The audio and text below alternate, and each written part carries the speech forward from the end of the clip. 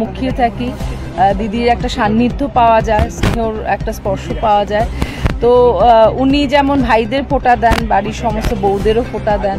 তো এটা আসলে ওনার ভাবনা চিন্তাগুলো তো খুব আলাদা রকমের, এবং এই রকম একজন মাপের মানুষকে যখন ঘরোয়া পরিবেশে পাওয়া যায়, তখন আজকের দিনের জন্য যে ওনার গান, সেটা কবে লিখেছেন, কি ভাবনা থেকে, এই এই এই ছোট্ট ছোট্ট তথ্যগুলো যেমন দিদির থেকে নিয়ে নেওয়া যায়। ব্যস্ততার মাঝে তো আর এইসব কথা হয় না সারা বছর।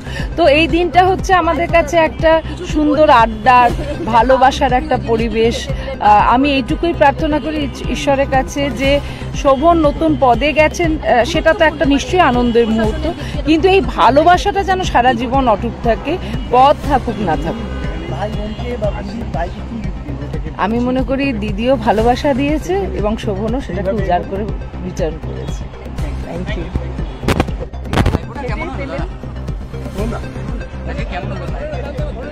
খুব ভালো।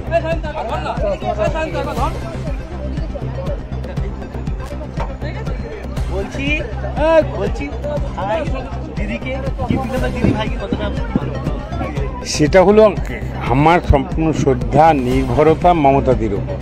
আর মমতাদি মন ভরে ভালোবেসে আমাকে দায়িত্ব দেন, সেই আশীর্বাদ করেন, এগিয়ে যাবার পথ দেখেন, সেটুকুই আমার কাছে সবচেয়ে বড় পাওনা।